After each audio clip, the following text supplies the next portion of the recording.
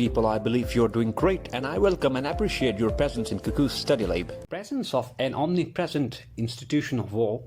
hard-edged realpolitik, and strategic friction between major powers, interstate disputes,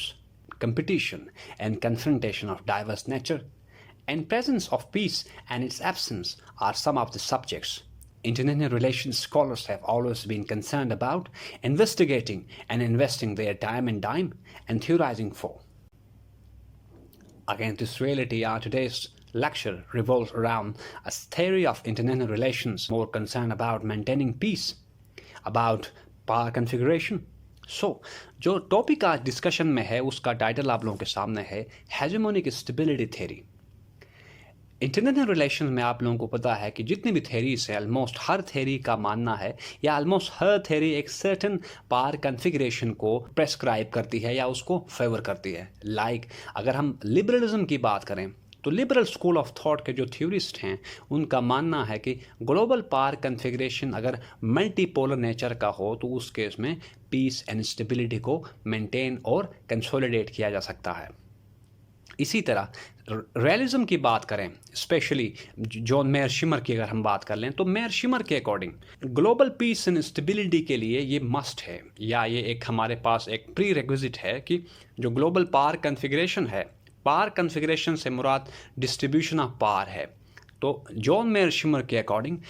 global piece and stability उस case में maintain हो सकती है या उस केस में उनको मेंटेन रखा जा सकता है जब पावर कन्फिगरेशन जो है वो बाईपोलर नेचर की हो, यानी कि इंटरनेशनल सिस्टम में टू पावरफुल स्टेट्स हों जिनके बीच में पावर इक्वली और इवनली डिवाइड हो, ताकि वो दोनों जो नेशंस होंगे पावरफुल नेशंस जिनको अदरवाइज हम सुपर पावर्स भी कह सकते हैं, वो ग्लोबल अफेयर्स को या इंटरनेशनल अफेयर्स को रेगुलेट कर सकेंगे। सिमिलरली अगर हम हेजेमोनिक थ्योरी की बात करें तो ये हमारे पास इंटरनेशनल रिलेशन में एक ऐसी थ्योरी का नाम है या एक ऐसी थ्योरी है जिसके प्रोपोनेंट्स इस बात पर बिलीव करते हैं या रखते हैं कि ग्लोबल पीस एंड स्टेबिलिटी को मेंटेन किया जा सकता है only through a unipolar configuration of power. चूँकि आप लोगों को पता है कि थेरीज अगर हम डिफरेंट बुक्स से पढ़ें तो काफ़ी सारा मटेरियल हमें वहाँ से हम एक्सट्रैक्ट करते हैं। We would end up generating a book out of book. इस बात को इन व्यू रख के मैंने आपको स्लाइड फॉर्म में जो थ्योरी जिसको हम आज पढ़ेंगे उसके बारे में जो रेलेवेंट डेटा है या जितना रिक्वायर्ड है कोशिश की है उसको मैंने यहाँ पे प्रोवाइड और प्रेजेंट किया है। तो देखते हैं यहाँ पे जो मेंशन किया है। The theory was developed in the 1970s and 80s by American scholars from the realist tradition who identified the distribution of power among states as a central factor in explaining the openness and stability of international economy। इस theory को जो बनाने वाला जो leading figure है उसका नाम है रॉबर्ट गिल्पन। इस थ्योरीज के अकॉर्डिंग इंटरनेशनल रिलेशन में पीस एंड स्टेबिलिटी को मेंटेन रखने के लिए ये एक हमारे पास एक कंडीशन जो मस्ट कंडीशन है वो ये है कि देयर शुड बी अ हेजमन या एक ऐसी हमारे पास पावरफुल एक स्टेट और एक्टर इंटरनेशनल रिलेशन में होना चाहिए जो कि एज ए बैलेंसर का रोल प्ले करे, यानी कि एक ऐसा रोल वो प्ले करे जिसके थ्रू वो डिफरेंट स्टेट्स के बीच में जो डिस्प्यूट्स होंगे या जो क्लैशेस होंगे उनको मीडिएट कर सके successfully in order to ensure peace and smoothness in global politics. आगे अगर देख लें तो यहाँ पे मैंने शॉर्ट फॉर्म में लिखा है यूनिपोलरिटी इज स्टेबल फॉर्म और स्टेबल पावर कन्फिगरेशन। अब आप लोगों को पता है कि दुनिया में इस टाइम अगर करंट माइलो की बात कर ले आजकल तो हमारे पास सर्टन नोटेबल फिगर्स हैं इंटरनेशनल रिलेशंस में, जैसे रिचर्ड एन हेस है, जोसेफ एस नाई है और एंड सो फोर्थ। इनके अकॉर्डिंग जो पावर की जो कन्फिगरेशन एग्जिस्टिंग वो पॉलीसेंट्रिक है। इसी तरह अगर हम बात कर लें सैम्यूल्स पी हंटिंगटन की तो उनका मानना है कि या उनके अकॉर्डिंग जो ग्लोबल पावर कन्फिगरेशन करंट इरा में है वो यूनी मल्टीपोलर है, जिसमें एक तरफ यूनाइटेड स्टेट्स है तो दूसरी तरफ राइजिंग हमारे पास इकोनॉमीज ऑफ पावर्स हैं लाइक चाइना है, रशिया है एंड सो फोर्थ। इसी तरह पोलैरिटी के बारे में जो प्रोपोनेंट या जो इस कंसेप्शन को जो थ्योरी एडवोकेट करती है उनका मानना है कि ग्लोबल पॉलिटिक्स में एक हेजमन होना चाहिए जो कि रिस्पॉन्सिबली एक्ट करे और स्टेट्स के बीच में जो क्लैशेस आर डिस्प्यूट्स होंगे उनको नेविगेट करें। तो आगे लिखा है कि अब हम इसमें जो स्लाइड्स में जो शो हमारे पास लिटरेचर हो रहा है उसमें ये पढ़ेंगे कि एक हेजमन क्या है और उसके एट्रीब्यूट्स क्या हैं और वो कैसे जो है ना अपने गुड ऑफिस के थ्रू या अपने क्रिटिकल एंड क्रूशियल रोल के थ्रू इंटरस्टेट रिलेशंस को ओवरसी एंड नेविगेट करें। लिखा है to be a hegemon a state must have the capability to enforce the rules of system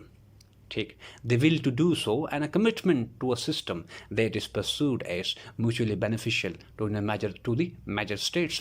cold war की and के बाद एंड सोवियत यूनियन की disintegration के बाद कमिटी ऑफ नेशंस की लाइफ में पहली बार एक ऐसा डेवलपमेंट हुआ जिसको हम कहते हैं यूनिपोलैरिटी, या जिसको बास ऑथर्स आर नोटेबल्स कहते हैं यूनिपोलर मूवमेंट।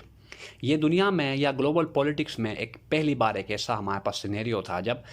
तमाम जो कंट्रीज़ हैं, जितने भी नेशंस हैं, उनमें सिर्फ एक ही कंट्री था जो कि बहुत ज़्यादा पावरफुल था, जिसको हम कहते हैं हेजमन यूनाइटेड स्टेट्स, जो कि आजकल अंडर डिक्लाइन है। ठीक, 1990s ऑनवर्ड्स हमारे पास जो ग्लोबल पावर की जो कन्फिगरेशन थी टिल 2010, बास ऑथर्स आर नोटेबल्स मानते हैं कि 2000 या इराक वॉर के एंड के बाद यूनाइटेड स्टेट्स की जो यूनिपोलैरिटी थी या उसका जो हेजमनिक जो स्टेटस था वो डिक्लाइन करना शुरू हो गया। लाइक फ्रीज ज़करिया की बात करें तो मानते हैं कि यूएस की जो यूनिपोलैरिटी थी या सुपर पावर का जो उसका स्टेटस था शुरू हुआ था by the fall of iron curtain और एंड हुआ था by the fall of Saddam regime in Iraq. तो यहाँ पे हमने लिखा है कि हेजमन जो है वो अपनी उसके पास इतनी कैपेबिलिटी होनी चाहिए कि वो जो रूल्स ऑफ द गेम है या इंटरनेशनल पॉलिटिक्स में जो रूल्स एंड रेगुलेशंस हैं उनको इन्फोर्स करवाए। आगे यहाँ पे कुछ सर्टन एट्रीब्यूट्स मेंशन किए हैं कि क्या एट्रीब्यूट्स होने चाहिए या किस स्टेट को हम हेजमनी का या हेजमोन का स्टेटस ग्रांट कर सकते हैं। तो पहला, उसकी फंक्शनल इकॉनमी होनी चाहिए, उस स्टेट की इकॉनमी एक नॉन लीनियर मैनर में उसकी ग्रोथ हो। ठीक है, क्योंकि हमें पता है कि economy according to John Mearsheimer Latin power which can be converted into military power। ठीक, दूसरी हमारे पास जो एट्रीब्यूट है उसकी dominance in a leading technological sector की हेजमन के लिए ये मस्ट कंडीशन है कि वो उसके पास टेक्नोलॉजिकल सोफिस्टिकेशन हो। लाइक आजकल अगर हम बात करेंगे there is a competition between United States and China on AI and in technological sector कि दोनों जो हमारे पास मेजर पावर्स हैं वो टेक्नोलॉजिकल रेल्म में भी एक दूसरे को कम्पीट एंड एक दूसरे को चैलेंज कर रही हैं। ठीक, थर्ड हमारे पास जो एट्रीब्यूट होना चाहिए हेजमन का, पॉलिटिकल उसका क्लाउड इतना मतलब ब्रॉड हो कि बाकी स्टेट्स उसकी बात को माने। जैसे यूनाइटेड स्टेट्स 1990s ऑनवर्ड्स अपनी बात मनवाता रहा है, तो ये हमारे पास सर्टेन एट्रीब्यूट्स हैं जिनके थ्रू अगर कोई स्टेट इनको पॉजेस करे तो वो हेजमन कंसिडर उसको किया जा सकता है। तो आज के इस लेक्चर से हमें ये पता चला कि hegemonic stability theory international relations में एक ऐसी थ्योरी का नाम है जिसके प्रोपोनेंट्स बिलीव करते हैं कि unipolarity is a stable power configuration through which a hegemon can ensure global peace and stability by overseeing interstate relations, by acting as a bridge between differences or divergences existing between states. So this is all for today, people. If you got any confusion related to this topic, please let me know about your issues through your comments. I will address them in my next lecture. Thank you very much.